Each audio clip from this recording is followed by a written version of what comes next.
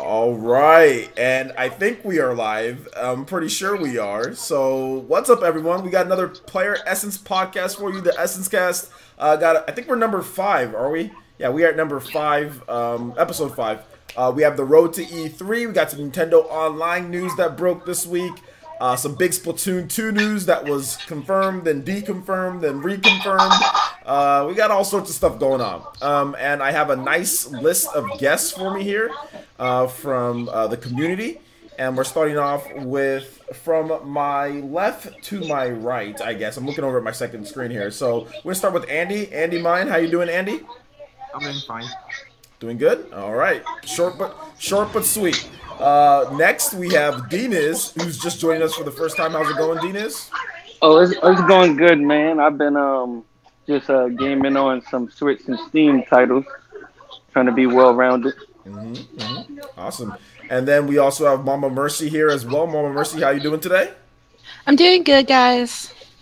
All right. So today we're going to be talking about the road to E3. We got a lot of different stuff to talk about. Like I said, a lot of good stuff. We're going to be on for about an hour and a half or so. We're going to get some questions in. Not going to take up you guys' weekends. I know it's Mother's Day, so people visiting family and all that. So we won't be on a lot or for too long. But we're going to have a nice compact show with a lot of great stuff in here. So hopefully you guys do enjoy the show. And we're going to start off with the road to E3 like we've been doing. We're on day 11 here for us. So we've been doing this thing called the road to E3 on Player Essence. We're pretty much every one of our live streams that are normal, whether it's the podcast or whether it's PE Live, that we talk about E3. We talk about what we're looking forward to. We talk about what's going to be going on in the industry and just all sorts of stuff. So that's pretty much what the road to E3 is. So this week has been very interesting because there's been a lot of talk about leaked lists. And I'm sure you guys have seen, or most of you guys have seen, like the leaked list that's been going on. But we'll go one by one here, and I'll finish off with my own thoughts at the end. But the first thing that we do have is that we're going to talk about this whole Walmart leak list and then the GameStop leak list. Now, I'm more inclined to thinking that this whole GameStop leak list is correct because we've heard the GameStop CEO who just recently resigned, but we've heard him say that, like, yeah, there's like a ton of unannounced games that are going to help the Switch. And then in GameStop's database, there's 15 mystery Nintendo Switch games that have been added into their database ahead of the E3 reveal, which they did this before, I think before one of the Nintendo Directs. So, just to kind of talk about this briefly, or not briefly, but you guys can say whatever you want. But what do you guys think about these leaked lists so far? We're going to start off with Andy. I'm pretty sure, well, it's not really a leaked list, but just 15 mystery games added to the Nintendo Switch. Do you have any thoughts on what those games could be ahead of E3? Well, I hope that one of the games is Fallout 4, because with the support that Bethesda has been showing. Okay. Another one that could be a bit of a wild prediction is GTA 5. GTA. And anything else that you can think of? No. GTA 5 and Fallout. Why would you? I mean, I know. Have you played Fallout 4 before? Like, have you played it on the PS4, Xbox One, or PC? I tried it for a bit, but I didn't have the time to dedicate to it. Oh yeah, that game's crazy. Yeah, that game's crazy. There's a lot of stuff. I actually I probably put around 70 hours into Fallout on the PC back in 2015. I actually have some Let's Plays up and some like silly videos of me playing Fallout. Some of the glitches. On my channel, so you guys can check that out when you get the opportunity. Just type in Fallout 4 and you'll see those videos there. But yeah, I actually really like Fallout. I platinum Fallout 3 on the Xbox 360. So it's pretty crazy. It's pretty crazy, and I think it's a really good game. So Mercy. Yeah. Wait, what did I do? That's not my kids. It's not your kids. That's not my kids. Hold on. Somebody's kids are counting. It's all good, Dinas. You go to take care of that. We'll go there. We'll go. I'll meet you in the meantime while they're finished counting. Let me know in the group chat when your kids are done. It's all good. Or it's Dinas' family. He's visiting family, and he kind of just jumped on at the last second here, so it's understandable. But Fallout 4 for me was really good, and I loved Fallout 3. I like both of them. So I was like, I don't know if those are Mama Mercy's kids, because Mama Mercy would be like, shh, be quiet. Yeah, I would have been muted. You guys would have seen all kinds of crazy movement. Like, what did I say? Me, I'm just like, Anime, I'm doing a podcast. Like, why are you coming on here? Why are you knocking on my door, Anime? Because she knows that we all love her. Yeah, I know. Adorable. She does. So yeah, okay. So I get that. Andy. So going on to Mama Mercy while Diniz gets situated here. Mama Mercy, what is your thought on this E3 leaked list ahead of time and all that stuff? Well, what do you think just about one it? thing I want to double check. Were they all like 16 Switch games, or were they just 16 Nintendo games? No, 15 mystery Nintendo Switch games. Like Okay, so with the specifically for the Switch. SKU. Yeah, specifically for the Switch. All right. I'm thinking we get. Well, obviously one is Smash. We're gonna get Bayonetta 3. We're gonna get Animal Crossing. We're gonna get Pikmin. We're gonna get. What else? I don't know. Is Bloodstain coming physically, or is that just a download? Yeah, no. Bloodstain is a physical download, or sorry, is a physical download. It's a physical Hey, it could be download. physical and a download. Oh, one of them's got to be Minecraft. Because we just. Oh yeah, the new Minecraft. They just announced that Minecraft is gonna have. Wait, would that still be a SKU? Was that before they announced Minecraft was getting physical? It would be a SKU. It would be a SKU. Okay. So yeah, Minecraft could be one of them. It could Ys 8, but I don't think that'd be a SKU anymore because we've known that one's coming out for a while. Yeah, I don't know if that's already in their computer system, ready to go. Okay. Yeah. Oh, and someone in chat suggests that 2 of those SKUs could be the upcoming Pokemon games. That's true. Yeah, that's true. That's true. Ooh, Fate or not Fate? Fire Emblem. I know what you meant. Yeah. Yeah. Fortnite, if they know what's good for them. Crazy Justice, isn't that coming out? What's up? Soul Calibur's not coming to the Switch. Not right now, no. Not right now. No, maybe next year. Skits is over here, Soul Calibur. Kingdom Hearts. Yeah. Okay. A lot of my hopefuls. I don't think Fortnite would be one of those SKUs because it's free to play. Like, why would it need a physical SKU? Don't the other 2 systems have physical releases of the games? Fortnite, yeah, they do. Huh? Do they? Yeah, Fortnite was originally a physical release. It was a game. It's like a tower defense type of deal with Fortnite. I think it's physical if you want. You can buy it if you want the online play and you want the end of the world stuff. Yeah, like they have that thing that was like that tower defense type of thing where you build up and people come at you. That was what Fortnite is. They saw the success of PUBG and was like, all right, let's build this whole thing like Fortnite, our own battle royale. And then that got bigger than the actual game itself. Yeah, but the reason it's called Fortnite is because you're supposed to build a fort and then at night zombies attack you. Yeah. So that's what happened with there. So yeah, there could be a physical SKU for the game. There definitely could be a physical SKU for the game. So it just depends. Well, I learned something new today. Yeah, I always learn something new. Okay, some people are saying Blaze Blue. No, Blaze Blue's already been announced and been in there, so I don't think Blaze Blue. It wouldn't be guys. It's not going to be games that have already been announced that have literally have betas on our system right now. And it's a mystery. That's not what it's going to be. These are games that have been put in that are not already announced, or they might be announced, but we don't have a release date. We don't have a release date. Yeah, we don't have a release date. We don't know when, because all these games are dated for December 31st, 2018. So it's not going to be games that already have a release date set in stone. Like Blaze Blue is already good to go. It's like June, May in Japan, late May in Japan, June in the rest of the world. So yeah, okay. So Julio, shout out to Julio. He says Star Fox. So Star Fox, that's interesting. The funny thing about. Oh, go ahead. Oh no, go ahead, Mom Mercy. Well, I don't know, but I know this list makes me excited for what E3 is going to bring because 15 empty slots, and we know how Nintendo likes to do them. That's lightning round with their games at E3. Oh yeah, definitely. We already know the big spotlight's going to be Smash, so. I mean, some of those could be games that we could predict at E3, like Just Dance and FIFA and such. Okay, yeah, that's true. Those games is Just Dance, is that, I don't even know when does that release? Does it release at the end of the year? Does it release at the beginning of the year? Around Usually September. in November. September, November, around that time. Oh, okay. Some people are saying Tekken in the chat too, like Tekken. Like that could possibly be it. Shin Megami Tensei. Yeah, that could be. about that game, have we? Yeah, it seems like well, here's the last that we heard.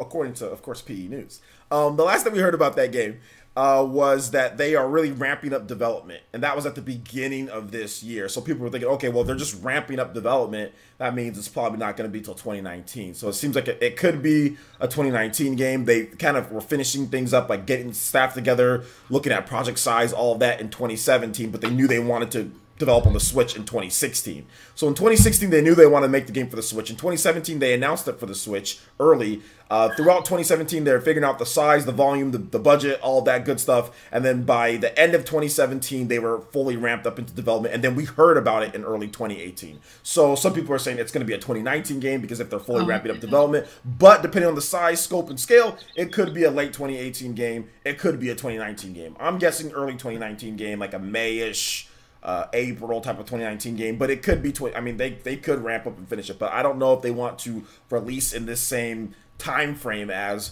Pokemon, Fire Emblem, and all of these other games. I mean, they might not want to. I'm not really sure, but we don't know what else Atlas has for the Switch, so we'll just have to kind of wait and see. I have about 10 games in mind, OJ. Okay, go ahead. Sorry the kids took so long. No problem, man. It happens. Trust me. There's been. Hey, they're counting really good, so be proud of that. Exactly. They know how to count, man. and happy Mother's Day to your fiance and you, Mama Mercy. Oh yes, oh, absolutely. thank you. Happy Mother's Day. But Mother's Day. Some unannounced games that I thought about. Some are going to be hit. Some are going to be missed. Definitely, Metroid Prime 4, I believe, are one of those SKUs. Yoshi might be one of those SKUs. I thought that was a 2018 release. Bayonetta 3, perhaps Super Smash, because there's no definite release date on that. Now this may be a reach. Black Ops 4. What's that other game? I believe From who? maybe like Yokai Watch. Oh yeah, yeah. Yokai Watch. That people keep on sleeping on that game because we don't have like a Western release date. But I mean, it's summer in Japan, so that could be later in the year this year. And maybe one of those rumors may be true, like something like Bendy and the Ink Machine, or one of those like nice little indie games, perhaps. Yeah, and then Amiibo fan is saying Spyro as well. So yeah, that could definitely be one of them. Yeah, Spyro. That maybe that Call of Duty Black Ops 4. I don't know if that's a bit of a reach. Well, Someone also, go ahead, Andy. someone also suggested Ace Attorney as well.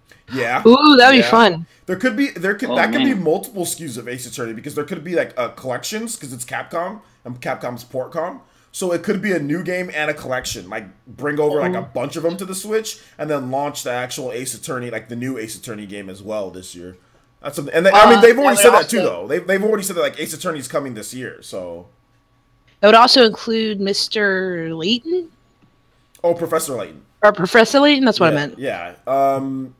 It could. I know Level 5 has said that they do have Professor Layton, that they're working on Professor Layton, but they're just trying to see how it'll work on the Switch because, Professor Layton, like, you use the dual screen, with the DS and the 3DS. It was always a dual screen mechanic game, and that's the reason why, they liked it on there. So without that, they'd have to figure out some way, but I'm pretty sure they can do it, A lot of the people in the chat are saying Square Enix games were missing, like Dragon Quest or Dragon Hero or Dragon Quest Heroes 1 Thank and 2. you. Yeah, no problem. Dragon Quest Heroes 1 and 2, Builders 2, and 11. Yeah, we also have Outcast saying stuff like Resident Evil 7 and Resident Evil 4. So like some Resident Evil ports, which is definitely possible, right? I mean, Portcom. Like, I would guess that a Resident Evil 7 port, or like, I would even say like, they might even go, they might even go further back with it. They might even go like Resident Evil, like what was the Resident Evil collection? That came out on PS3, Xbox 360, PS4, Xbox One. It skipped every system, or it was on every system but Wii U. When it launched, it was like, why isn't it on Wii U? Then they're like, well, why? Like, do we have to put it on Wii U? Like, like pretty much that was the response. Was like, and your point. OJ, I'm sorry. What's up, you just reminded me. I saw one of your videos on this.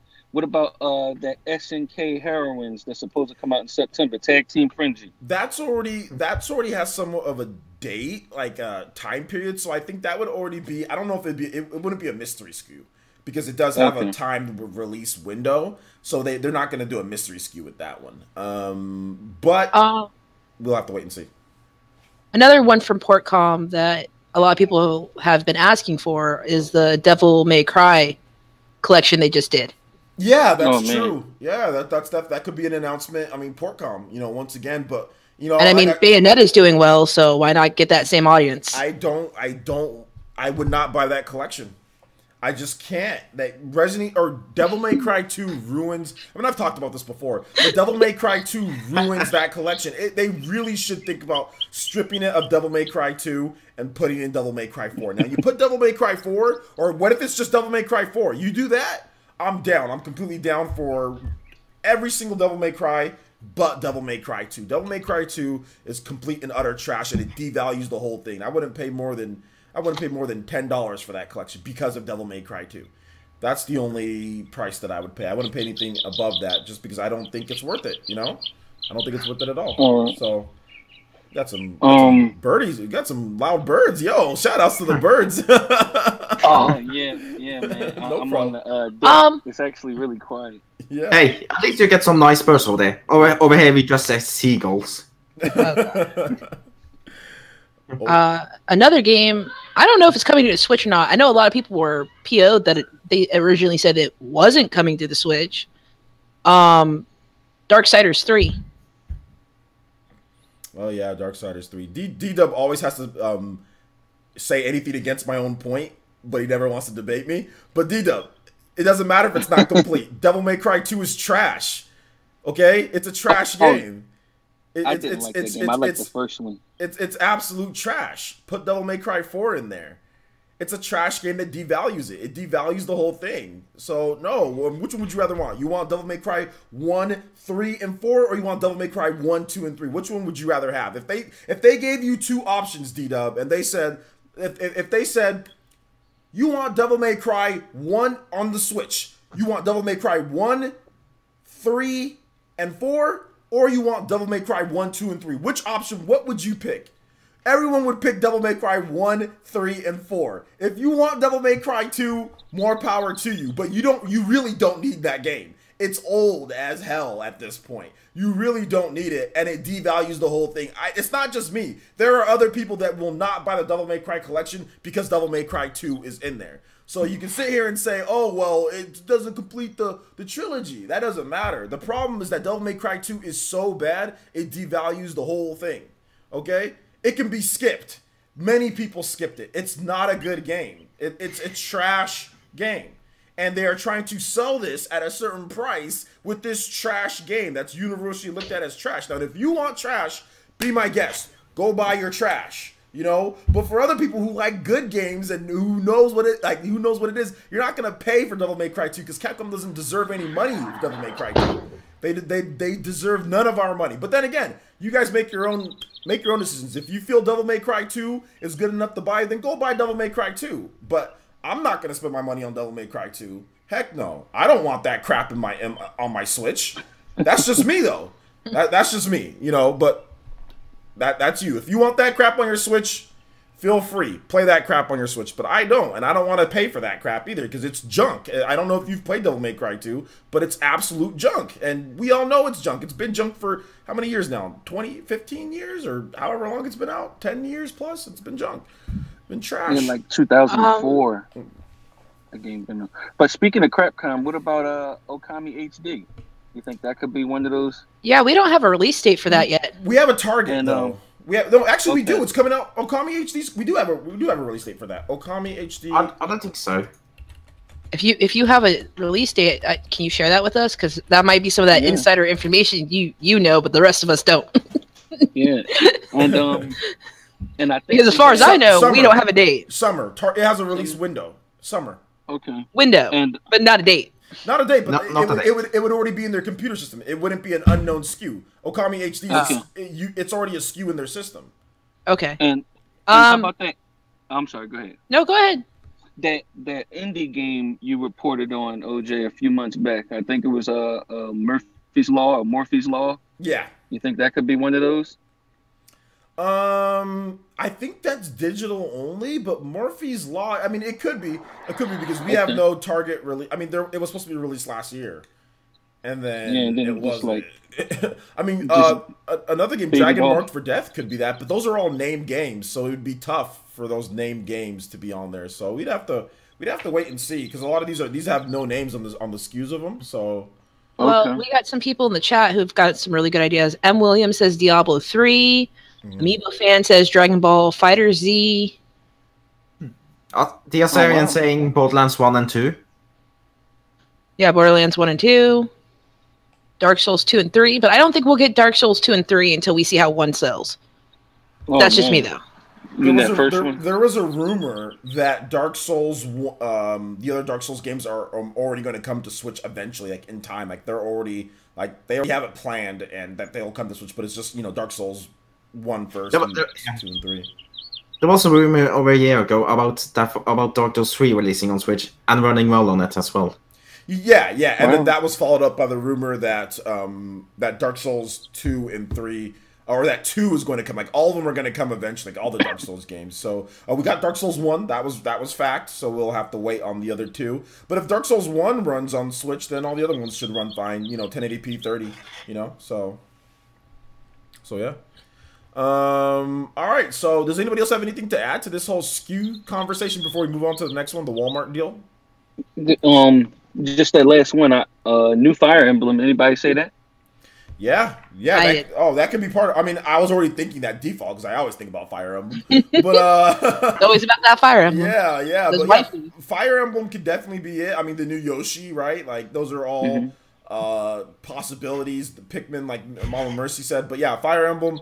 Looking forward to Fire Emblem. Looking forward to Fire Emblem a lot. People are saying 2 SKUs of Pokemon too. So more $45 DLC. Yeah, more $45 DLC. And Fireblast Gaming is saying that Steep could be one of those SKUs. Oh my god! Yeah, that game's still alive. It's not. The game might not be dead after all. Well, we don't know. We don't know. We don't talk about it. It's just vaporware. Yeah, we'll have to wait and see on that one. We'll have to wait and see. Yeah, Okami isn't physical on Switch. It's just digital for right now. All right, so we're gonna move on to the next topic here, guys, and more Road to E3 stuff. We've got a database apparently of a bunch of different PS4 and Xbox One games that were leaked from Walmart. But I'm gonna go ahead and say this right here, guys. I think this is bunk. It is bunk. It is not. It is not a true list of games. Pete Hines has responded to this list. Saying like what like there's been all sorts of people like Eurogamer has came out and said they're not sure about all this, but some of them are maybe correct. So let's go ahead and go over this list here. So we've got stuff like the Walmart listing. We've got Just Cause 4, Splinter Cell, Dragon Quest 2. Yo, let's go with the Streamlabs Toby Blaster. Let's go. Shout-outs to Frank Rodriguez, who's hitting us with a $20 donation through there. We'll get right back to the list, but I do want to read out his comment. With $20 donation, thank you so much. I do appreciate the $20 donation, Frank Rodriguez. And he says, what about Mega Man 11? Not sure if y'all mentioned it before. Mega Man 11, it could be, but once again, that's a named game, and that already has a target window. So these are all unspecified games. Like they don't have usually in GameStop system, if a game is already announced and if a company has given a release window, you will see that in their system, so you can pre-order it, right? They want you to pre-order everything, So as soon as the game is announced, and if there's a release window, heck, even if there isn't a release window, even if there's just like a release year, you can pre-order it, You can pre-order it, and they get it in their system, get it over with, and then they update it. So Mega Man 11 is already in the system, and it's 2018, at least from what I know with GameStop. It's already in there. So it's fall 2018. So I don't know if Mega Man 11 would be in there, but I'm hyped for Mega Man 11. I'm not the biggest fan of Mega Man, but I love the X series. I'm getting the X collection The Legacy X. I'm getting the first one. I'm not getting the second one, but I'm getting the first one because that has all the X games that you need on that one. That has all the X Mega Man games that you need is right there. 1, 2, 3, and 4 on there on that first one. So, and it comes on cartridge. So I'm happy about that. So yeah, I'm not happy about it. You're not happy about it? Why not? I mean, we are not getting the physical copy here in Europe. Oh, you guys aren't getting one at all. No, just digital. It's time to get that. It's time to get that import shimmy on like this. Like pay that Switch tax plus that import tax. You got to get that Switch that import shimmy tax, dude. I'm also really mad about the fact that we didn't get the Mega Man, the normal collections, and the Resident Evil Revelation collection physical as well. Yeah. Capcom, they're being pretty cheap when it comes to Europe and overall, but you know what? They have a history of being cheap when it comes to Europe. You know, like I think Monster Hunter in Europe was like published by like distributed by Nintendo because they didn't want to pay for it. It was gonna be digital only. Nintendo's like, all right, like chill out. We'll pay for the physical distribution in Europe, and then so yeah, I mean this is something they've done before. So Capcom is extremely cheap. You Americans call them Crapcom. We Europeans call them Cheapcom. That's a good name for them. Because literally they're being very cheap. I mean they're being very cheap. Or they're waiting for Nintendo to step in and help, which Nintendo always. I feel like Nintendo does that a lot for Capcom. They do. They have a really good relationship with. I mean that's their bit. I mean Nintendo doesn't shell out for exclusives all the time, you know, or like time DLC all the time. So this is their way of shelling out and for certain stuff, you know, which is like with Capcom, like taking care of sometimes localizations, taking care of distribution, just localizing certain games for them, promotion, you know. So these are things that Nintendo does for Capcom in order to be on their good side. So I mean, I don't fault Nintendo for doing it. I mean, if you're not going to shell for exclusive DLC like Microsoft and Sony, you got to do something because it's not like Nintendo's lacking for money, you know. So, but I mean, I don't like it because I think Capcom should just do it. But whatever, you know. And there's another thing as well is that in publishers are published smaller indie games, smaller than than games that Capcom is making. They are actually giving us physical copies here in Europe. Like I've been able to get the physical copy of Axiom Verge here, and I can show you. All right, let's see some physical copies. Yeah, he's right about that. It's kind of BS when you see these bigger titles. Even official PEGI logos, not the ESRB logos as well. See? Oh, nice. Fancy. So yeah, so I mean, so basically, I mean, you're trying to say like Capcom. I mean, since they're being ridiculous, obviously cheapcom, you know. So yes, they're being ridiculously cheap. Yeah. Ridiculously cheapcom. Well, yeah, like we were talking. I think it's I don't remember who. I think I was talking to Mark, Switch to PC, about how the European Octopath Traveler isn't gonna have the CD in it. Isn't gonna have the original soundtrack. And I made fun of him and asked him if they have CD players over there. I mean, we didn't get much of the physical content in our special edition of Breath of the Wild either. We didn't get the case. We didn't get the map. We didn't even get the coin. Just the Master Sword and the CD. Yes. Oh, that's some words I can't say on OJ's stream. Yeah, I mean, it's just one of those things. That's just how Capcom is. So, I mean, I don't know what else to say. But thanks, Frank. I do appreciate the $20 donation. And maybe, hopefully, Mega Man 11 is really good. So, getting back to the list here of the if Mega Man 11 doesn't come out physical here, I'm seriously gonna burn some of my Capcom things. Oh man. Oh man, yeah. And I will record it as well, just so you know. You're gonna light them on fire? I'm just gonna throw them into a fire pit. Oh, okay. Just like get the boot right in there. All right, Spartan kick them.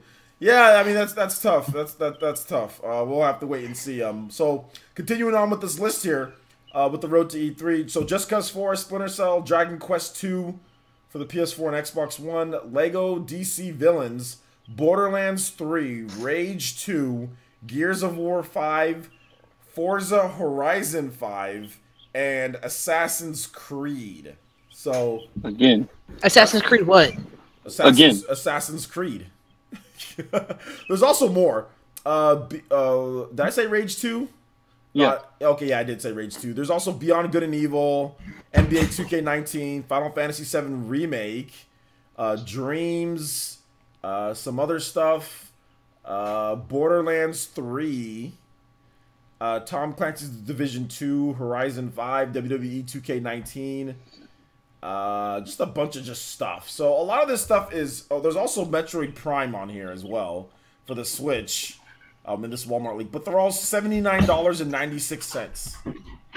Wait, is it Metro Prime or is it Metro Prime 4? Does it have a 4 in there? Metroid Prime 4 parentheses Switch. Super Smash Brothers parentheses Switch. Is this Walmart Canada? Yeah, Walmart CA. Yeah. Yeah. I don't shop at Walmart. I do Target, so I don't trust anything about Walmart. Yeah, I mean, we've had these leaks from Walmart before, these lists, but I don't believe all of it. I mean, but like I said, Pete Hines, like he's been like he almost came out and like stated like, what is this all about? You know, like what Rage, you know, Rage 2, like what is all this about, you know, and stuff like that. But I forgot, what was it? Like Rage, is that Bethesda? Is Rage Bethesda? Yeah, or is that... yeah. Bethesda's tweeted about that the other day. Okay, yeah. So Rage is Bethesda. I played Rage 1, and that game is a really weird technical type of game. Like it's a shooter, but then it's also like a combat racer as well. So it's a little bit of a mix of both, of a shooter and a racer combined. It hit on some things, it missed on some things, and the ending is garbage. It's about as garbage as Devil May Cry 2. So the ending... It's about garbage as Sonic 6. Yeah, the ending is about as garbage as...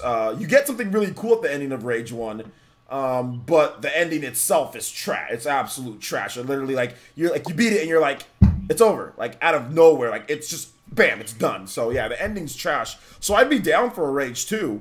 I don't know if I'd buy it, but I'd be down for it. I mean, just to see it. And watch somebody else play it, like a Let's Play. But yeah, I mean, it's interesting. What do you guys think about this full list of games here? What are your thoughts, Mom? Mercy, you want to go ahead and start off? Well, I'm asking somebody something. Okay. How about Andy? You want to go ahead and start off?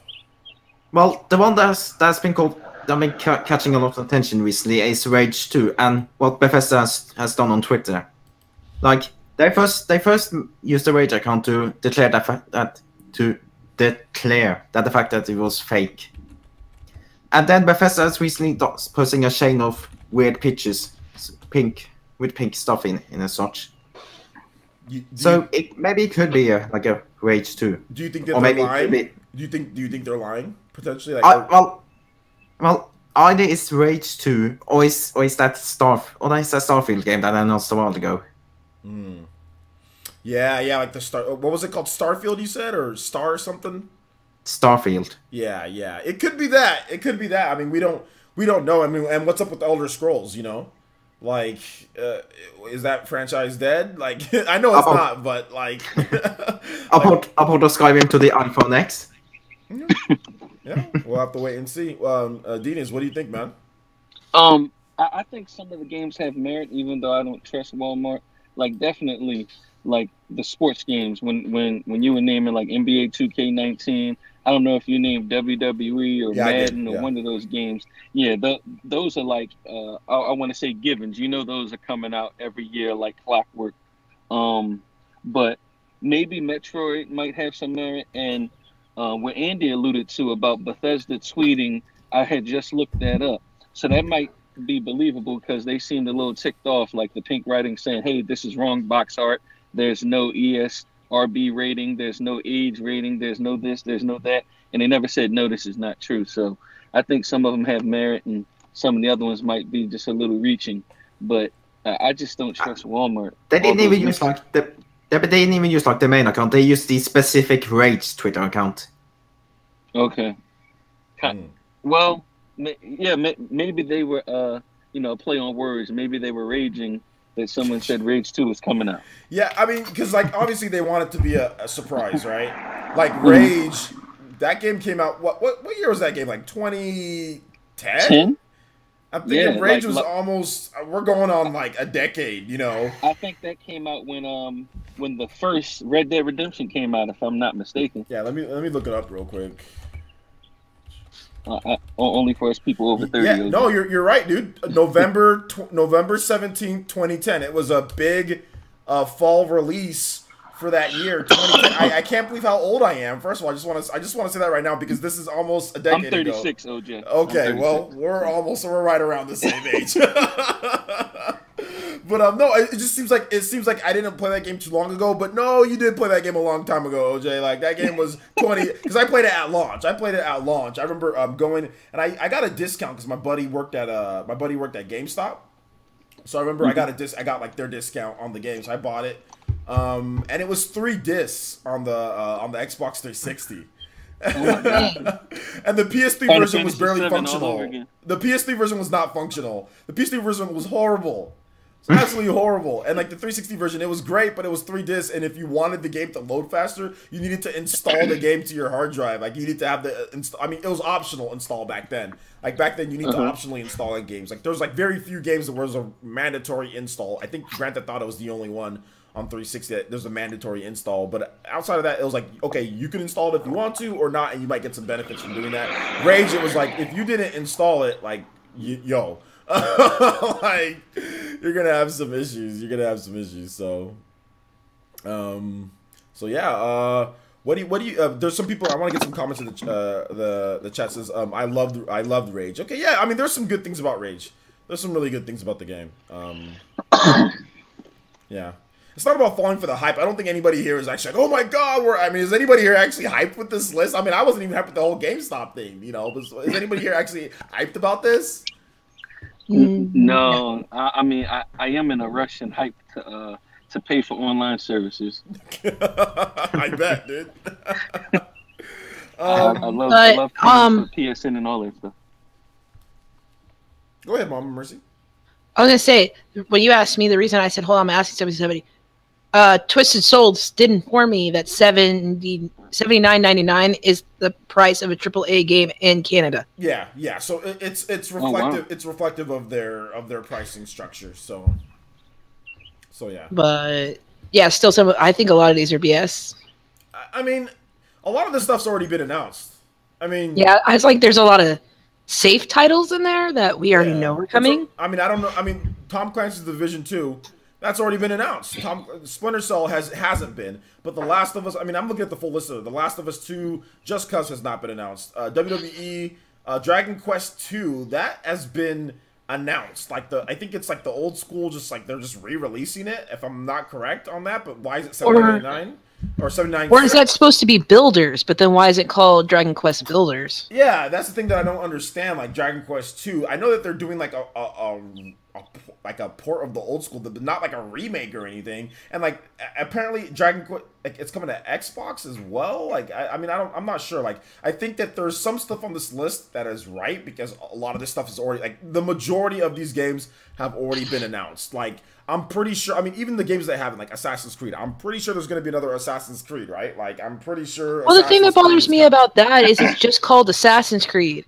Like, Assassin's Creed hasn't been called Assassin's Creed since the first Assassin's Creed. Well, I don't think any of these are final names, though. Like, a lot of these, the names might change because it's just like Splinter Cell, you know? But, I mean, maybe the name didn't leak with it, you know? So, I mean, there's that. So, I mean, a lot of this stuff are no-brainers, like Amiibo Fan is saying. Like, a lot of this stuff is no-brainers, you know? When we were getting leaks about Origins, we knew that Assassin's Creed was at least called Origins. That's true. We did, but we had because Ubisoft is leaky. Ubisoft is like real leaky. Maybe leaky. Yeah, Ubisoft is like a sieve or sieve. I don't know how some people say. Like it's like with the Ubisoft is leaky as heck, man. I mean, like I said, I knew about Mario plus Rabbids Kingdom Battle well before that game was even. And people still didn't believe it was a thing. Showed them. Yeah, people still didn't believe it was a thing. They still didn't, even though everyone was saying it was real, you know. So, even with that thing, it was E3's worst kept secret. Yeah. Even with that thing that made it look like a properly real game, people still didn't believe that. It was because it was such a weird. It's like, why would Nintendo let Ubisoft put like Mario and Rabbids? Like people like love Mario, but people don't like Rabbids aren't liked. Like I like the Ubisoft has Rabbids. tried to shove Rabbids down our throats, but people don't really like Rabbids, you know. So I think that's what I think. I mean, I'm obviously there's people that like Rabbids, but I'm just saying like I think that people didn't think that Nintendo would do that. What type of game would it be, you know, and all that. But like the reason why I was so gung ho on it is because I actually saw the game. Like somebody said, "Hey, here is the game," and like. I was like, and it wasn't like one of those crappy leaks that you put, like somebody puts together, like, oh, this is the leak of the game. It was like, here is promotional material. Here is the game. Here is how the game works. Here is why they're doing this game. It was like a pretty detailed. I was like, oh, because at first I was like, they told me, and I'm like, I don't think so. No, I'm like, no, and they're like, no, they're like, okay, no, you're gonna believe me on this one. They're like, give me a couple weeks. I waited a couple weeks, and then they sent me. They're like, here, now do you believe me? And I looked over the stuff, and I was like. Oh, The other big thing that is real. another big thing that bothered a lot of people is that they're like Nintendo's never gonna give Mario a gun or a blaster. That was a big argument. Like they're never gonna do this. Like showed you. Yeah. When Miyamoto We already throw fireballs. Like what's the difference of a cannon? In Smash And Brothers, have you already used guns in Smash Brothers? Yeah, there's a super scope gun. There's the blaster gun. I mean, which those are like energy like pulse rifles. Like if it was like assault rifles and stuff, absolutely not. You know. Yes. Yeah, which I mean, the weapons and Rabbids were still pretty much just pulse, like energy pulse weapons, anyways. But still, weapons, everybody's like, they're not gonna give up. Like, why, dude? We have Mega Man. Like, it's not that far out of the realm of scope. Yeah. And when Miyamoto walked out on that pulse gun, that it was all she wrote, and that dude started crying. Yeah. That was good. It was a great moment. That was a really good game, man. Did it sell well? Oh yeah, it sold really well. It's one of the best-selling third-party games on the Switch. Over 1 million. I own it. Yeah, I own it. I got that game day one. Mm-hmm. They got it as well. All right, and they beat me upside the head and forced me to buy the DLC. Yeah, my kids are begging me for it. They're like, I can see the side shots going on here, Dinas. I like it. Oh man, but no, really, I did buy the DLC. But it was good. Yeah, that's a great game. my kids want that DLC and the Donkey. I keep getting asked, when's the Donkey Kong DLC coming out? I was like, I don't know. That's why I watch OJ. Yeah, I thought it was supposed to be like I thought it was gonna be like Mayish or like early, but it seems like they maybe have to delay it. I'm not really sure. Not really sure exactly when, but I mean, all of us are kind of like we're not overhyping this list, guys. I don't think. I mean, this list is. I mean, it's one thing. Like I said, like all of us are well, except for Andy's young, but all of us are older now, and we're all like. I mean, we get hyped about things, huh? I might be young, but I'm still 18. Okay. You're young, Andy. But I mean, Andy, you are so adorable. I mean, I think the older you get, the more sour you get to like hype. You know what I'm saying? Like, Dude, I've been waiting for these lists for a month.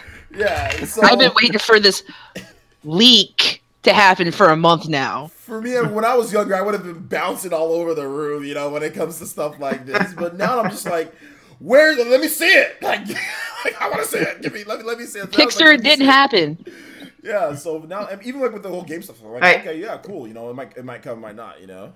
Hey, that was me when I first saw the E3 trailer for Super Mario Odyssey. I was like, pre-ordered. Yeah. Oh wow. When I first saw the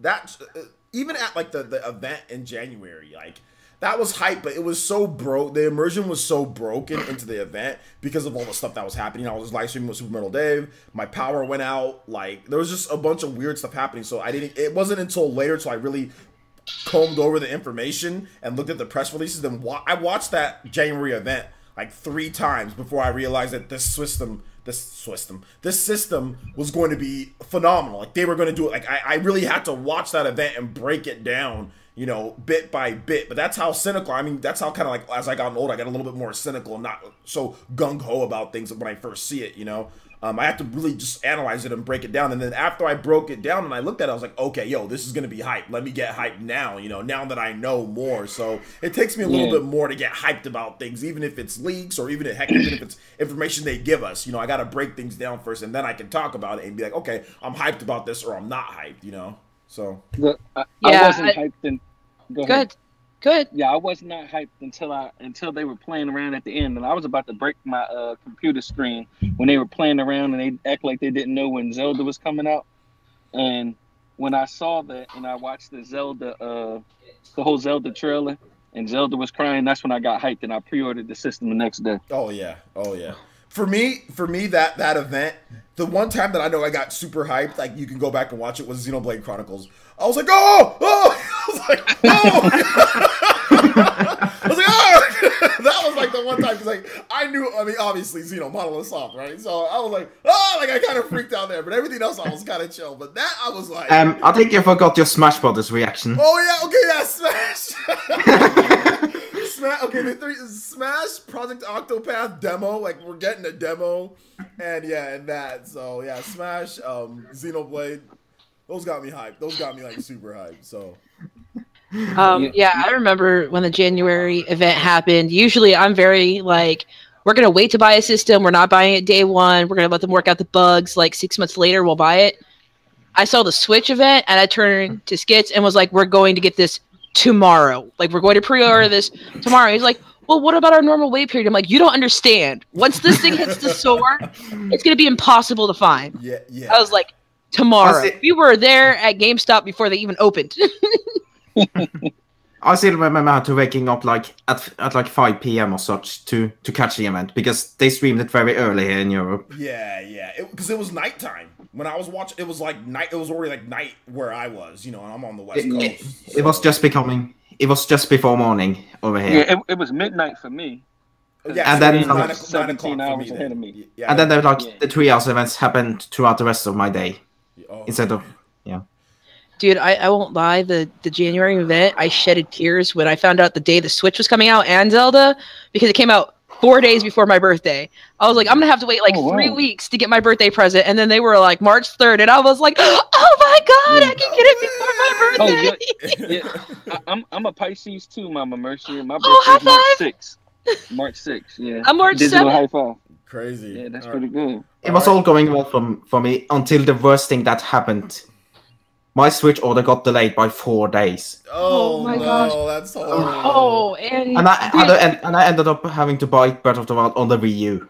Because you couldn't wait 4 days. I was so angry that day. Oh my god, yeah, that would make me turn into like the whole cash. I'm gonna get it on the Wii U.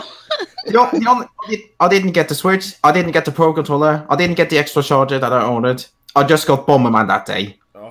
Oh, I was livid. Okay, I'm so sorry. I do see here that we're only at 60 likes. I mean, and once again, yeah, guys, come on. It seems a bit low for 150 people watching, right around there. So, I mean, it would be nice if we can get to 100 likes, since there's so many people watching and enjoying the quality content of one of the best community podcasts in the world. So, if you guys can hit that like button, that would be fantastic. Dude, I told you there were people in the beginning of the stream that were saying that your Mama Mercy approved symbol is not in the corner. Okay, you're not getting as many likes. I told you. People are already asking if the stream is Mama Mercy approved. Okay, I will give you a second. Let's get into the next topic, and I will put the stamp on there. But let's go ahead and move on to the next topic here, so we can get at least.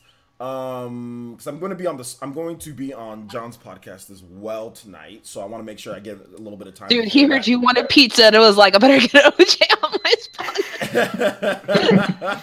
Because you were straight up today, like, oh, I don't think I'm going to be on Spawncast, so I'm going to go get pizza. And then John called you right after that. She's like, shut your fat butt up and and get some and skip that and come on my podcast. So let's go ahead and let's move on to the next topic here, guys. We have the big Splatoon news, and then we'll get into Q&A. And so let me just break it down here, and then I'll let you guys talk about this while I get the Mama Mercy stamp. So apparently there was a leak that there's going to be big Splatoon news on June 9th. Oh my gosh, like big Splatoon news. And then everyone's like, okay, cool. And then Nintendo came out and said, no, that's a baseless rumor. But then, after that, like, Nintendo Everything posted an article saying, no, there is going to be big Splatoon news. Because it was listed in Korokoro, and there's big magazine cutouts and saying big Splatoon news is coming. That's the basic gist of it. So Nintendo's response was interesting to the first one, because they said, we usually don't comment on rumors and speculation, which is true, but in this case they wanted to comment on say, no, it's baseless. And then no, they found new information that not only is it not baseless, but then there was an extra clue into that. So what I want to say, and I want to make sure that I get this right. So let me just read the quote here. So here is the full tease and the scan from Koro. It says, quote, on June 9th, Splatoon 2's biggest mystery will be revealed. The one clue we have is this mysterious emblem. Fire Emblem is coming to Splatoon. No, I'm joking. This mysterious emblem. The mysterious emblem establishes the surfacing of a top secret Splatoon 2 project. Check out our site and Twitter on the 9th to find out what it is, guys. This is fact. This is actual scan from Koro. I will be putting up that. So I want to start with Mama Mercy. What do you think about this whole saga with this thing? What are your thoughts on it? Dude, they're pulling at my heartstrings, but I already figured out that my big, like, earth-shattering news isn't going to be the earth-shattering news. I was really hoping for some dedicated servers, because I'm tired of being kicked every time I get in a game. We're playing PE Arena. And I'm showing people you guys can see it right here. Don't you guys just love this live interaction here? So this is basically it. You guys, if you're watching the stream, you can see it. Obviously, you guys can't see it in here unless you have the stream up as well. But yeah, here's what it is, guys. This thing right over here, and it literally says no. Koro is not gonna lie with this cutout. They're not gonna be doing this. So this is what Koro is showing. Yeah, they're not gonna waste. They're not gonna waste their magazine space on BS. Yeah. But maybe we're getting some kind of maybe it has something to do with the Octopath expansion. Like maybe we're getting like a bad guy or something. Yeah, and because every good series is a bad guy. I'm glad you mentioned the expansion. Wouldn't that be like a Splatfest Saturday before E3? That is the Saturday before. I mean, there might be a Splatfest. I mean, we don't know if there will be one that.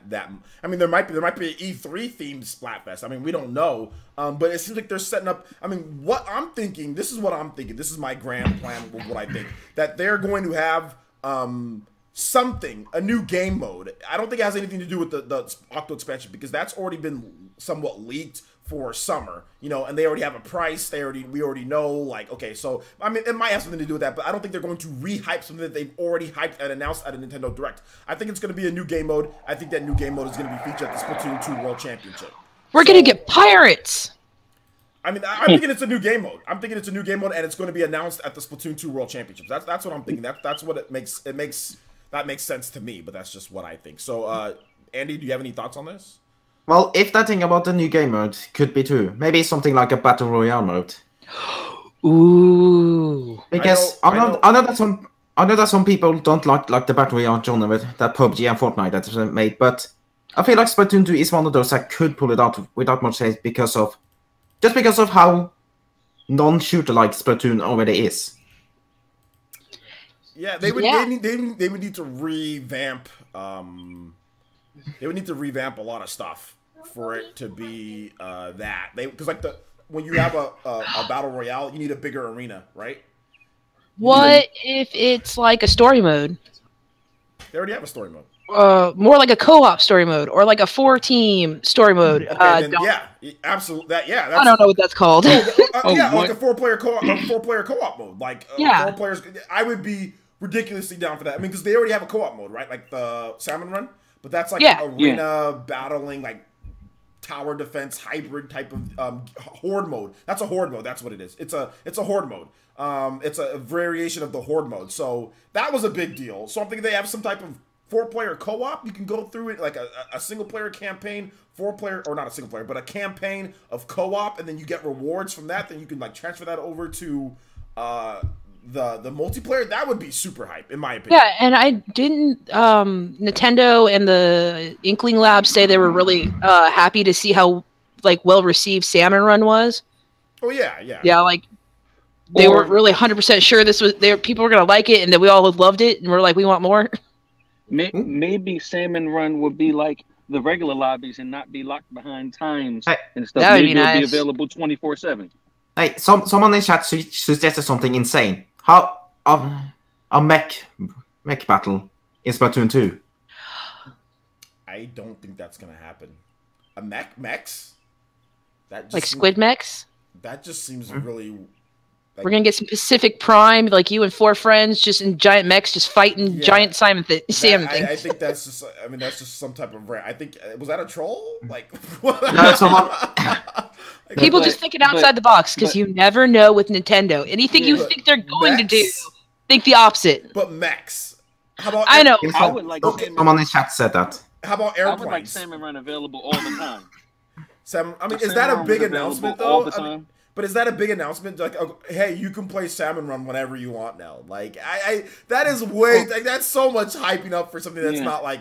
I mean, don't get me wrong. That would be great if you could play whatever you want. But who in the community, OJ, was either you or someone in the community that said like a anime or manga of some type? That was I forgot who it was, but I know somebody. DJ King. There we go. DJ King said that. Okay, I didn't want to plagiarize, but yeah, that'd be a good idea. I don't think repeating somebody's thing is plagiarizing. Dean is skillfully throwing shots at stupidity throughout the whole podcast. I get everything he's saying. The announcement could be something stupid, like playable salmon, like playable version of the salmon from Salmon Run. Sure, maybe. What's gonna change the world about that game? Like, if you could have, like, people that can play as, like, let's say you could have characters that, like, you have me, you, Ditas, and Andy, and then you have people that can populate the salmon, or something like an overlord that can control the points of where, you know, like, almost like a Dungeons and Dragons type of deal, right? So you have one guy that's, like, that can control the salmons and where they go, and then you have other characters that fight that, you know? So that's what he's thinking, like, playable. I mean, that could be either you can use them, or you can control them, or you can strategically put where they come at certain points, you know? Shadow Network said the announcement is Splatoon flavored Nissan Copper Ramen. I like that. Maybe. You know what? Lucina told me about those. Wow. They're actually real, right? They're real things, yeah. She has to go to Japan for work sometimes, and she's like, "Yeah, they have Splatoon ramen over here." I was like, "Girl, get me some." I know, seriously, Lucina, get me some. I'm not joking around. Get me some, Lucina. Okay, well, I mean, we've talked about that. I want to make sure that we're staying on time here and get a good enough time for Q&A. So we're doing pretty good on that. We got through an hour and all the topics here. We did have a couple other things, but guys, I'm probably gonna save those for PE. Those are better fit for PE news anyway. So we do have a couple more news that broke. Some of you guys might have saw it already, but I'll just briefly run through it. New Gunvolt game, Gunvolt Chronicles, Luminous Avenger. It's called X. There's an I and then a capital X after it, and it stars Copen from the Gunvolt series. So it looks hype. It looks great. You guys can check out the trailer, and I'll have more details on that. Inti Creates sent me over a press release and some information and some exclusive art and some stuff. So I'll have more on that soon. But yeah, you guys can watch the trailer. And on campus. It looks hype.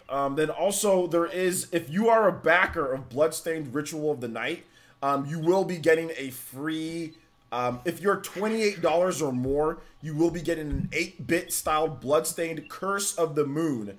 And that is coming to PS4, Xbox One, Switch, PS Vita, 3DS, and PC. And if you're $28 or more, you'll be getting that. It looks great. It looks like Castlevania from the old school NES. You can use Miriam. You can use some of the characters from the game. And there's that. And if you're not, you just want to buy the game separately, it's $9.99. This is developed by Inti Creates.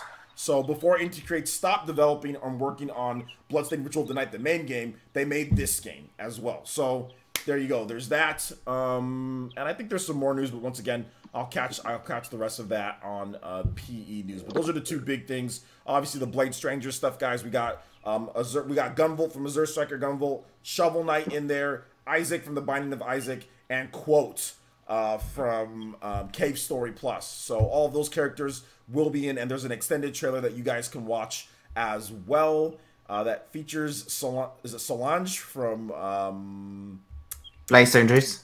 Solange from her game is forgot the exact game she comes from again. I forgot. I played Code of Princess. Yes, Code of Princess, and it's a very. I can break for a small moment. It's a very well animated trailer. I'll just say that. I'll leave it at there. So check out the trailer if you guys want to watch that. Dean is Well animated. It's a very well animated. I'll just say that it's a very well animated trailer, and I'll just leave it right then and there with that trailer. Like Gal Gun well animated. I know. Where's Ataki at? Ataki, watch that trailer. You would love that trailer. That would be that's Ataki's #1 trailer for right now, man. So yeah. Can I just mention how huge Shovel Knight is in Blade Strangers? Yeah. Shovel Knight looks like very. I said that in my. I said he looks very menacing because compared to his own game, it's like yeah. Shovel. It's like what was that? Looked like a grave digger. Yeah, it was like Shovel. It was like Shovel Knight's older brother came to party. You know what I'm saying? So it was crazy, man. Like he got the Sonic Boom Knuckles treatment. Yeah. He just got extremely huge. Or the new teenager Raph treatment. Yeah, like. Yeah, that doesn't look like Shovel Knight in that game. Shovel Knight is like, oh man, he looks. Yeah, they're saying he looks roided up, but yeah, my boy Shovel Knight looks menacing. I mean, I want a Shovel Knight game where you play as that Shovel Knight. I want that Shovel Knight in the next game. Shovel Knight X. I don't want Pipsqueak Shovel Knight, like Bubblehead Shovel Knight. I want that Shovel Knight. You know, so yeah, that Shovel Knight. Hey, we have Mega Man X. Now we have Shovel Knight X. Dude, I'd be completely down for a Shovel Knight. I mean, I bet you anything like Yacht Club Games is like, dang man, how Shovel Knight? What happened to Shovel Knight? They're like, oh, you want to use Shovel Knight? They're like, yeah, go ahead and use Shovel Knight. And then they brought back that. They're like, is this cool? They're like, sure. They're like, okay. I guess. Isn't there a new Shovel Knight game coming? No, not officially announced. No. There was an April Fool video. Okay, I thought that was like King of Cards or something. Nothing official. That's an expansion. Okay. Shout outs to Reggie Fizame hit us with the $5 donation, and he says, here's money for no reason. And he says, Fen. And then he put a smiley face. Shout outs to Reggie. Thank you so much.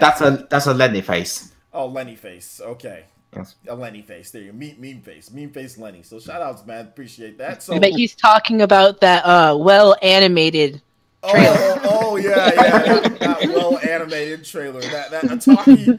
We need a Ataki approved stamp whenever we get Giggity on here. So Giggity. whenever we get a little Giggity on here. So yeah, it's Giggity approved, Quagmire approved, Ataki approved. So good stuff. All right. So let's go ahead and get into Q&A, guys. If you guys have questions, I know you guys have already been asking some of them. If you guys have questions, go ahead and let them rip in the comment section, and we'll try to do our best. But obviously, there's 150 people watching. I don't know if we'll be able to get through every question. But yeah, let us know. Of course, if there's any Streamlabs or Super Chats, we'll read out those questions right away. So, can I ask a question? Sure. You're on the cast, but go ahead. Ask me a question. Can someone tell me where Shovel Knight found those steroids that he used? I don't know, somewhere. It's probably from the Applefish. That's the guy. He got them from Lance Armstrong. Going the Tour de France like 7 times in a row. It was all fraud, all fake. It's like the best cyclist in the world when I use steroids. I'm the best in the world when I use steroids. Avatar Renji, I am not answering that question until I know for sure what are all my options to play in that game. What was his question? Who are you going to play as in Octopath Travelers? But to be honest, I'll play every one. I'll play every story. They're all supposed to be... It's just who am I going to play first? Swole Shovel Man for Smash. Shout outs to Reggie today with the $10 donation. Thank you so much. Do appreciate that. And like Andy said, Swole Shovel Man for Smash. So yeah, man, I'd actually be completely down for Swole Shovel Man. Like, it's not even Shovel Knight, he's Shovel Man now, dude. It's Shovel Man. All right, so Twisted Soul hitting us with another question, and he says, "Players, does Blade Strangers have a physical release?" Yes, Blade Strangers is physical and digital this summer. It's $39.99 for the game. That physical cover is beautiful. OJ? Yeah. Would you read Brian Hodges' question for me? I'm not reading that question. I'm not reading that question, Brian. I appreciate your support, my guy, but your boy isn't reading that question. Spoilers, he didn't make it. No, he was streaming this morning, man. He's good. He's good. All good and love and fun with my boy. He's my boy. You guys all know who he is. Let's see here. What trailer is well animated? The Blade Strangers, the extended trailer, is well animated. Well animated with a bit of giggity. So that's, I think I'll just say that right there. Well animated with some. G5. I'm waiting in the lobby. Where are you? With some giggity on the side. Let's see. Other questions. Liquid Metal says, player since OJ, who's your favorite Pro Smash player and why? My favorite Pro Smash player is a tie between Anti and Nairo. And Nairo because he's just incredibly hype. If you ever watch Nairo's streams, all of you guys should watch Nairo. Go follow him on Twitch and watch his live streams. It's lit. It's a lot of fun, and he's just the most hype player in Smash. Like, he will take Zero Suit Samus and he will kick you off he'll boost kick you off the top. He'll do crazy combo setups. He'll flip kick and spike you. He's just a hype player. He's incredibly hyped to watch. And Anti is hype because Anti has that New York swag, and I love that about him. He seems like he hates video games, but he loves Smash. And he's just a very funny and witty guy, and he can use a lot of characters at a high level. So he can main about 5 or 6. He can probably win a tournament with 5 or 6 characters, you know. So I love his versatility. I love how he can pick Mario. He can pick Zero Suit.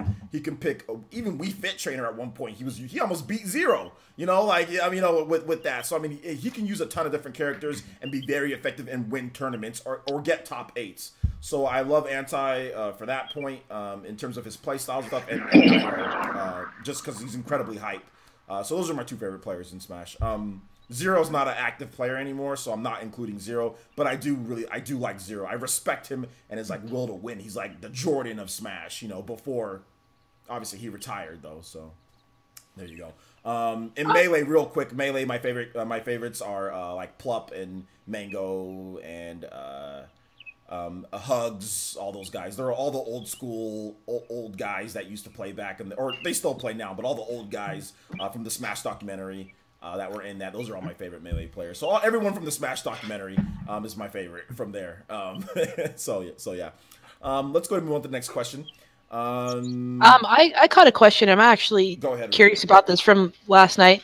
Go ahead. What's the difference between DLC and microtransactions? I have a feeling I know, like I have my own definition of those two, but like you actually do video game stuff, so I want to hear what you have to say. First, OJ? This was in our debate. I consider DLC one-time purchases for things. It's not infinite. I mean, I know some developers will call it a micro-transaction, but I think that the general consensus is microtransactions are things that are infinitely refillable. Because if a game had 2 little, like a game, I think that was $1. It was add 1 piece of DLC and it was $1. People aren't going to say, this game is littered with microtransactions. There's a microtransaction in this game. No, people are going to say like infinite, you know, like orbs or things like that. So that's my opinion. And I like to separate the two. DLC is one-time purchase for X product, you know. Now they can continuously refill that. Like, hey, we have a new color of this. We have a new that of this. But that's what DLC is to me. Microtransactions are infinitely refillable things that just never go away. You can continuously buy them. FIFA Ultimate Team packs. Orbs and Fire Emblem Heroes. I don't consider those two the same things or in the same category. DLC is DLC, microtransactions is microtransactions, and that's that. There's a clear distinction between the two. One of them never runs out, the other one does. Plain and simple. I agree. Like one good example, I think somebody might have put it in the debate chat, said like Call of Duty COD points are microtransactions, but the map packs are DLC. Perfect. Yeah, that's a good one. Because because I don't consider it as a no matter how cheap the transaction is, I don't consider it a microtransaction because it's not based on, okay, well, this is, then that, like I said, if you do it that way, then you run into problems. Like you run into clashing of issues because literally a game could have 1 piece of DLC for, let's just say, a penny. Is that a microtransaction? No, it's 1 piece of DLC that you get that it does not renew for 1 penny. You know, whereas a microtransaction, yes, there can be microtransactions for 1 penny. That's infinite. It never runs out, and anytime you buy it, it's 1 penny. Or anytime you buy it is $1, or anytime you buy it is $1.50.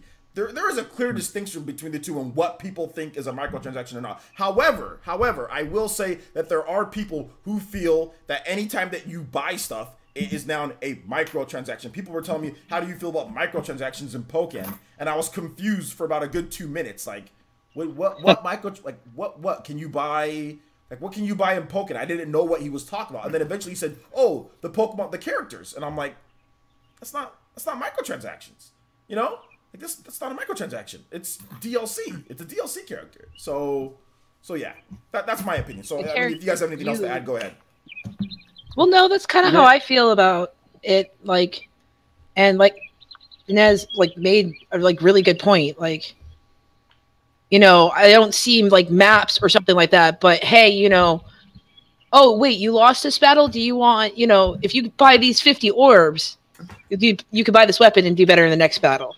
Or, you know, that stuff I see as microtransactions. DLC, if it's something that adds to my game, and I don't mean like cosmetic stuff, I mean like real stuff. Like a character for a fighting game is going to give me hours of entertainment as I learn this character and then go beat up all my friends with him. That is DLC. Yeah. Speaking of which, I got to get my shield guards up, OJ. My shield grab. Real quick, Aron says the chirping birds do have a point. Oh yeah, is my microphone, are my headphones that good? You can hear the chirping birds? Oh yeah, we've heard it this whole time. We've heard it the whole time. But it's actually relaxing, to be honest. And it's to the point where I'm like, it's cool. I don't have a problem with it, actually. I'm sorry, man. No, it's actually fine. The chirping birds actually make it relaxing. I used to listen to chirping bird music all the time when I studied. Like when I was in college, so I'm really used to that. It makes it relaxing, in my opinion. So I'm just sitting on the here, man. Just be glad that it's not seagulls. Yeah, because there are usually a lot of seagulls around here. Yeah, they go. Seagulls go like, Sombrero Mario. I'm just gonna say, maybe. Okay, El Chupacabra says loot boxes are also a form of microtransactions. Yes, because loot boxes never run out. They never run out. Yeah. It's a loot box and a microtransaction are the same thing. Like if you make people pay for them, yes. Obviously, loot boxes, you can have loot boxes where people don't pay, but I mean, who does that? You know, like there's not a lot of developers who do loot boxes where you don't pay. So for me, I mean, it's pretty clear to see the difference between the two. Oh yeah, altogether. There are good loot boxes and there are bad loot boxes. What do you guys think about like Overwatch? I'm fine with Overwatch's loot boxes because they're just cosmetics and you don't have to buy them. Like there are people who do, obviously. They're like, I have to have everything in the game. But like Blizzard has not pushed the whole loot boxes thing. Like, if I remember correctly, they didn't even want them paid for at first. People complained that they couldn't get more loot boxes, so then they made them pay. I know Overwatch fans love the game so much that they're willing to just spend on the game. Like, a lot of Overwatch fans feel that, well, we like this game so much, we play this game so much, so we want to pay you for this stuff. Like, Blizzard has been very good about it because you don't have to grind. I don't think you have to grind for a million years to get some of the cool stuff. You know, like you get loot boxes pretty regularly in there. You can pay for it, but from what I understand, it's not horrible. Yeah, you can pay for them, but there are also, like, if you play the arcade mode, there's usually 2 or 3. You can get like 9 extra loot boxes a week or 3. Anytime they have a new mode come out, you can usually get a loot box the first time you do it. Or the first day you log in, if it's a new event, you get a loot box automatically. And then after you plateau in levels, it's pretty much the same amount of experience every level. So if you're playing the game regularly, you're going to get loot boxes. Okay, so Twisted Soul, why are you not okay with Overwatch loot boxes? It's all cosmetic. There's literally nothing that that's the issue. And that's the issue pretty much. The whole issue is how people just think that just because a loot box is cosmetic, it doesn't do any harm.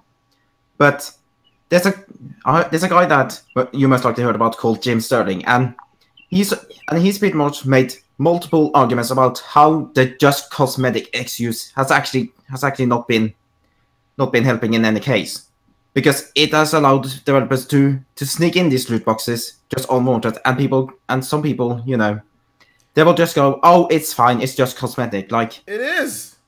It's just cosmetic. It's just cosmetic. It has nothing to do with the game. Like, I can't get a loot box and unlock Diva's missile attack, and I'm only got it because I paid for the loot boxes. Like, I can buy her Catgirl skin. I can get loot boxes to do that. Mm-hmm.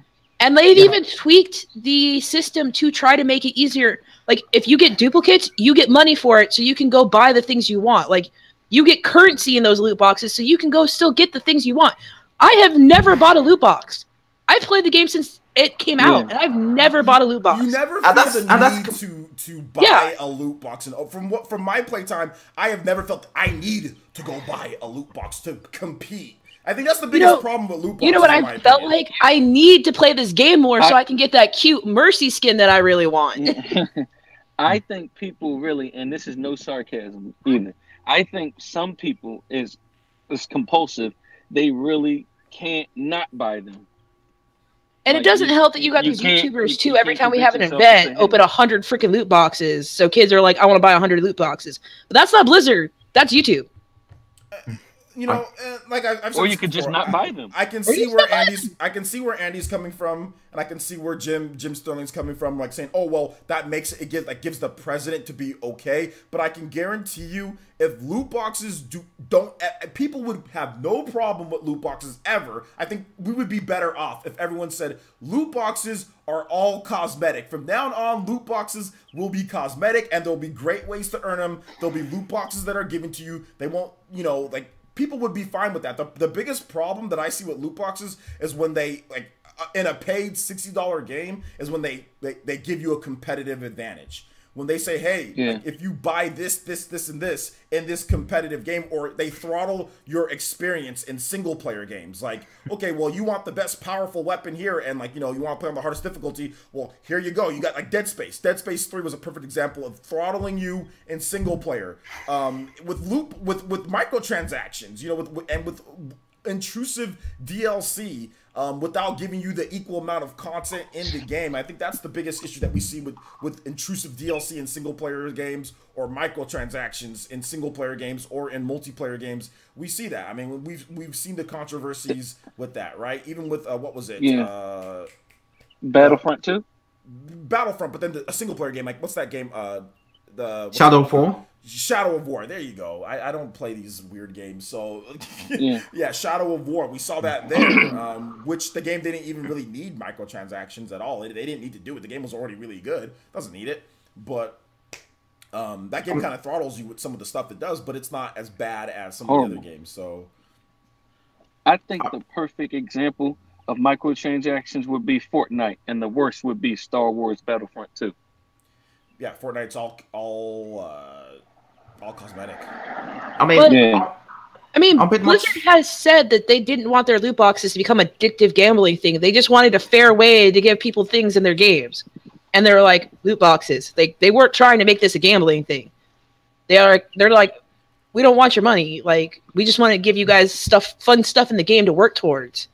Because just shooting your friend in the face over and over again is going to get bored after a while. The game doesn't have a progression system. So that's why I don't like the game. I don't like Overwatch, So without a system to collect and to, if you want events, you want peak performance, you want great online battles, they are going to have to maintain that. You know what I'm saying? Like, through whatever they're going to do. So I have no problem with them trying to monetize their game, okay? The game's going to reduce in price. They're not going to be making $60 a pop. People are going to get the game for free. People are going to get the game for cheaper than that. I mean, they're just not going to, but people want the best performance and best things. So I have no problem with the company saying, okay, well, we're going to try to make money off of our game.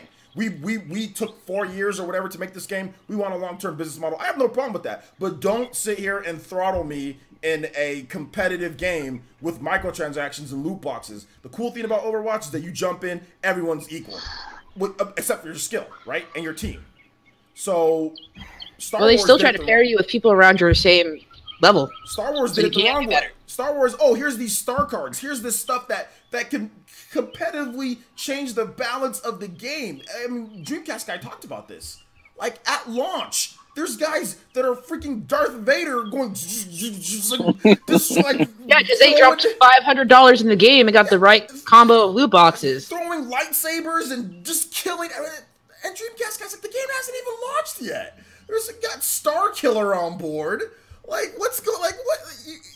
It was just ridiculous, So that's the biggest problem with loot boxes and microtransactions, is when they do trash like that.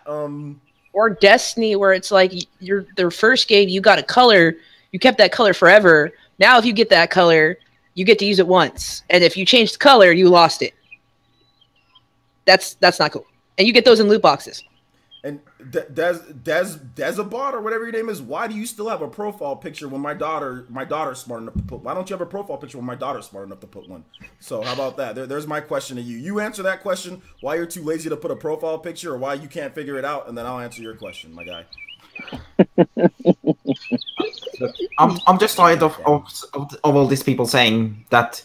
Why are the loot boxes here? Why are there so many loot boxes? Why are people so buying this game when it has loot boxes? Like. Because some people buy them, some people don't. Yeah, I people stop buying games that has like loot boxes or microtransactions in them. Like, I didn't buy Far Cry 5 or Sea of Thieves, even though I would want those games. I didn't buy them because of the fact that they have or are gonna have microtransactions in them. Now, Andy, or you could just play those games and just not buy into the loot boxes. I've done it with many games. It's an option. It's like, you can pass 50 million McDonald's on your way home. You don't have to go in there. You know what your voice reminds me of? Have you ever watched Donkey? You ever watched the YouTuber Donkey? You sound like him so much, and I like Donkey's voice. Go watch a YouTuber named Donkey. All right, I will. He's super popular. You sound like him. I have that North Jersey accent. Yeah, I like it, man. I like it. But to be honest, Andy, the only thing I've ever bought from Overwatch is I bought Mercy's new breast cancer skin. And I bought that because it's for breast cancer. And all of the money that they make is being donated to breast cancer, unless you buy it on the PS4, because they charge an extra $5 so they can have their cut. Hey, all I'm saying is you can do whatever you want to do. Like, you can be fine about it. I can be, the way I am about it. Like, I'm not trying to change your mind. I'm just saying that how I'm feeling about it. Got it. And I get it from your point. Sea of Thieves, Brian Hodge will get microtransactions added into it at some point. And I was so angry when I found out. I was like, why? Yeah, microtransactions will be added in, but from what I understand, they're not gonna try to, kill you with it or whatever. I mean, I don't know what they're gonna do or not. So we'll have to just wait and see. Yeah. I'm just the way I'm just weird. I'm just the way I am. Now, Andy, do you play like Call of Duty and all those other games that are littered with like those Call of Duty point microtransactions, things like that? You avoid those? I have never played Call of Duty in my life. Smart man. Well, you haven't been alive that long, so I mean, it makes sense. So let's go ahead and we're going to move on to the next question. 12-year-olds play Call of Duty, and my friends have played Call of Duty before they were 18. I never got into it. I know, Andy. I'm being silly. All right, so let's see if we can get some more. You guys see any other questions here? If you guys have any more questions, let us know. We'll be streaming for about another 9 minutes. I want to go for about an hour 30 on this one. So we'll be streaming for another 9 minutes. If you guys have questions, let me know.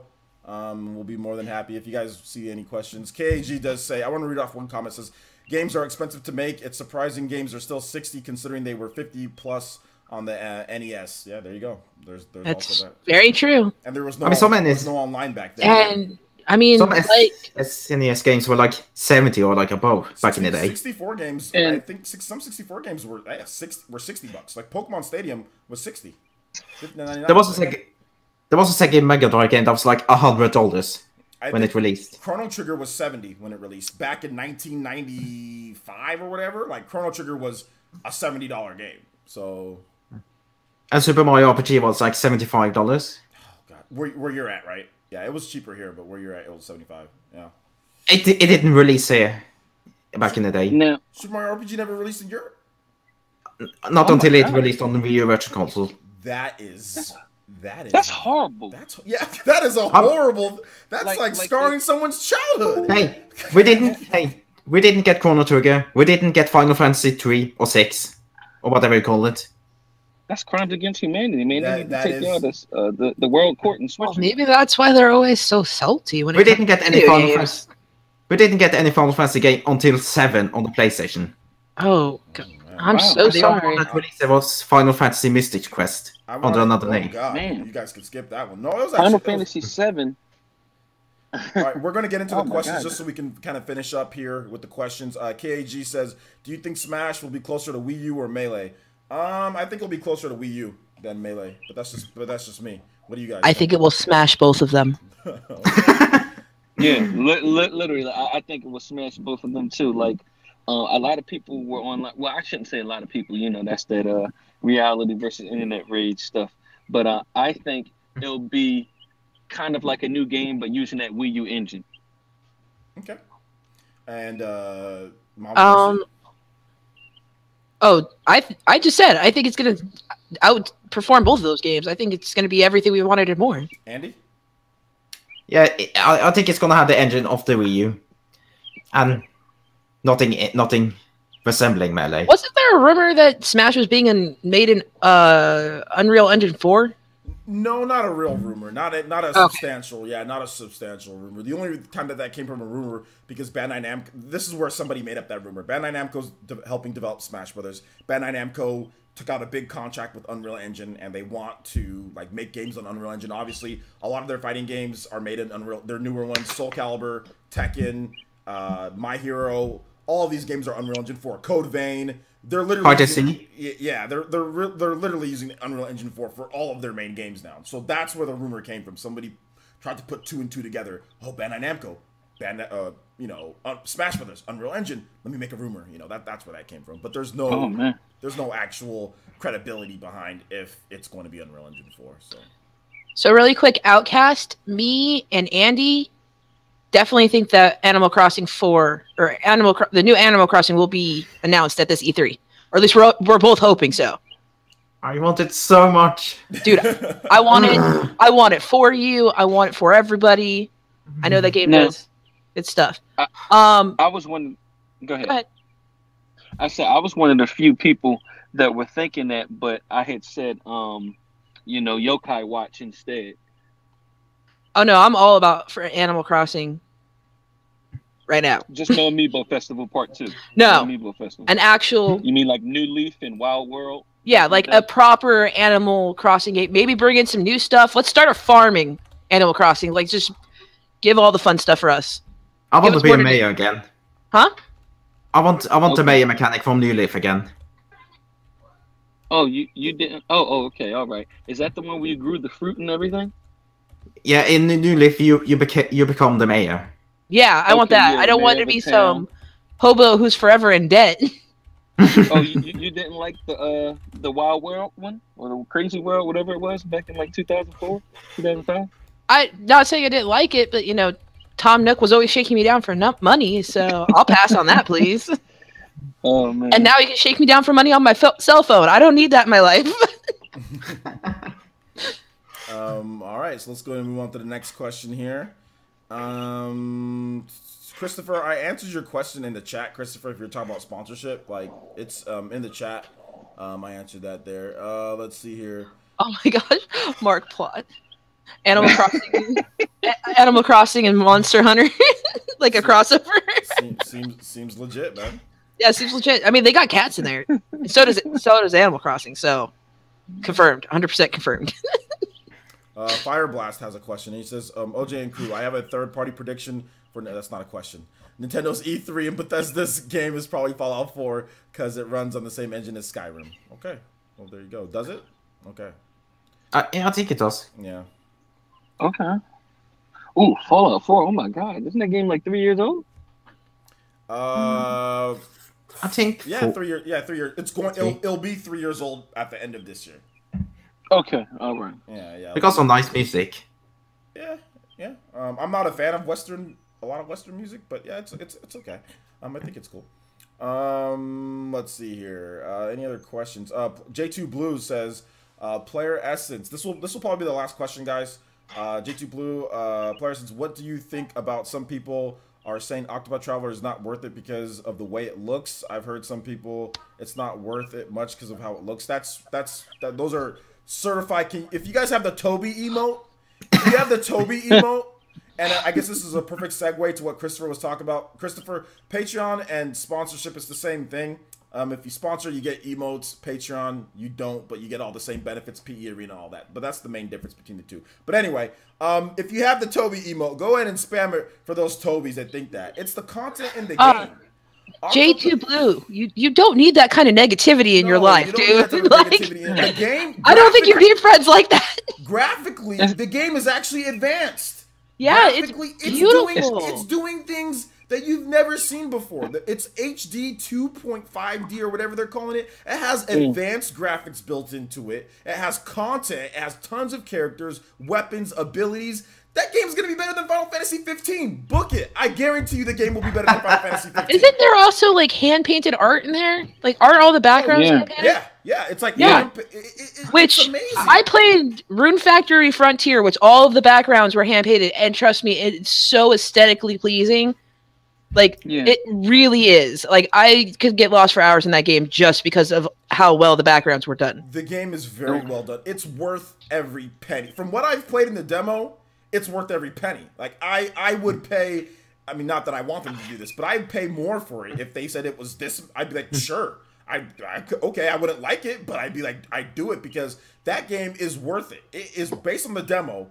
It's worth it. I got 10 hours of content out of that demo. Just playing. Yeah, go play the demo if you have it. The demo is awesome.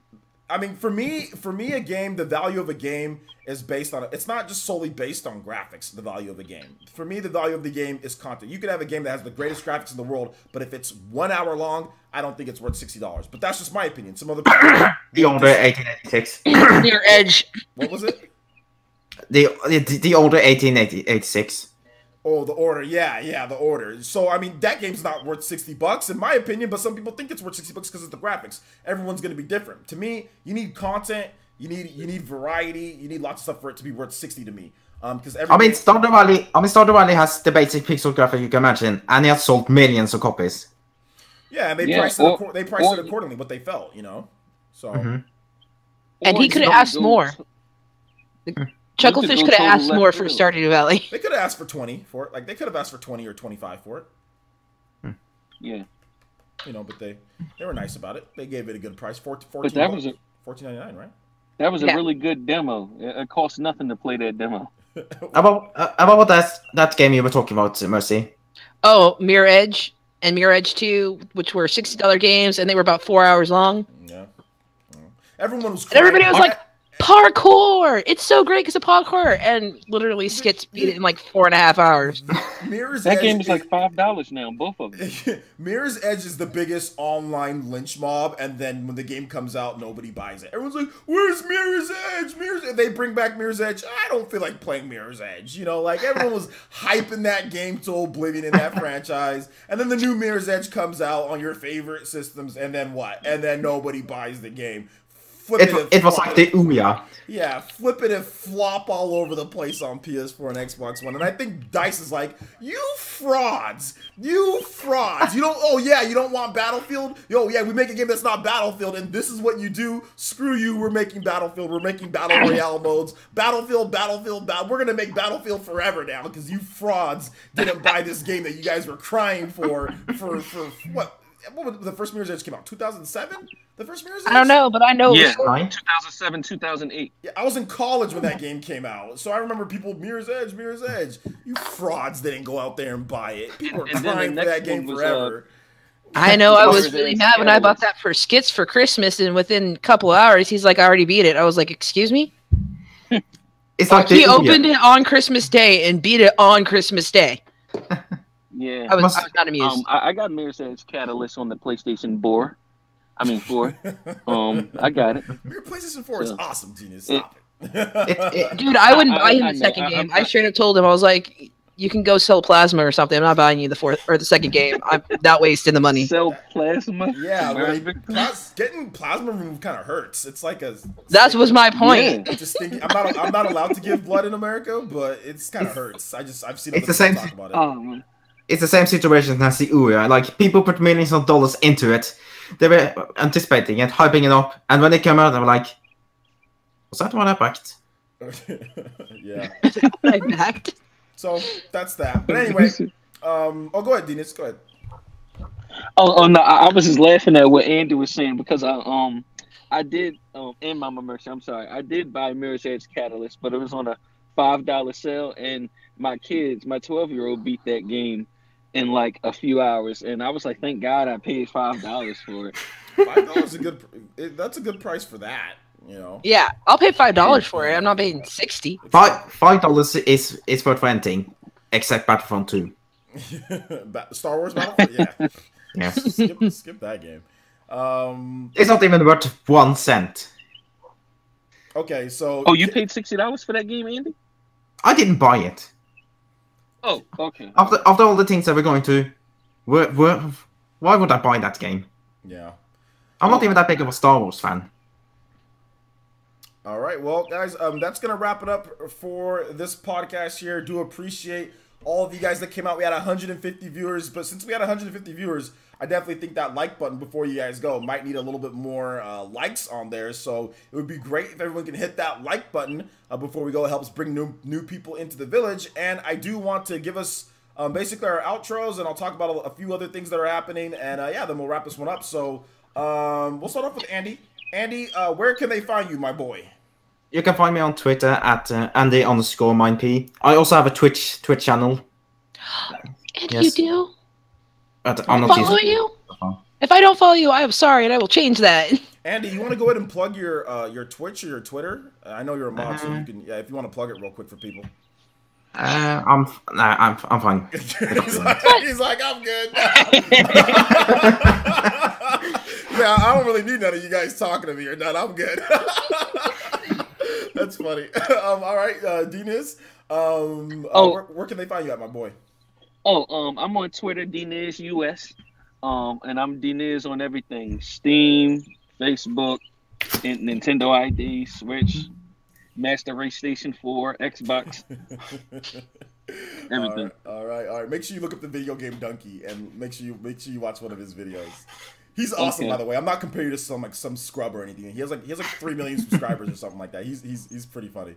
And you're really, you know what reminded me was your voice and like your comedy, like you being funny. Like he's funny too, like he makes all like type of like he slips in jokes about video games all the time. So it just reminded me. I was thinking that you were like Doug. I was like, is this actually Dougie, like his undercover name, But I know you're not him. So Hey, did you guys know there used to be a Donkey Easter egg in Sonic Mania? No. What? Sonic Mania. Okay. No? No, I didn't know about that. Oh yeah. The donkey. What was it? He's like yeah or something like that, or like his little. Yeah. If you go on to High Dusty and latch on to one of those saints, and you press left, right, up. It will essentially make those spinners go. Hey, yeah. Yeah. Hey yeah. In donkey's voice. Yeah, you're right about that. Although I never heard of that. I think it was patched out, but they might have patched it. But it might still be available in some versions of the game. It's actually still available in the Switch version. I can show it for you if you want. Okay, it's only we'll do that. Like I said, we can do that at some other point. You can share it on the Discord for people. So let's go ahead and let's finish up. Mama Mercy, where can they find you at, man? Man, where can they find you at, Mama Mercy? You guys can find me on YouTube, which now if you click on my name, it will take you to my actual gaming channel. I fix things with OJ because he's awesome.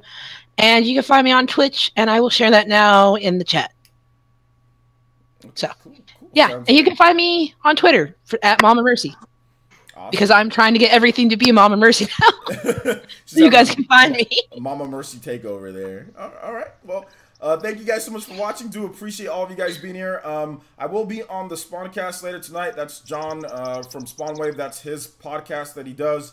I'll be on that. So if you guys are gonna go watch me there, talk about things with guys about Nintendo and all that, I'll be there. It's 6 o'clock Western time.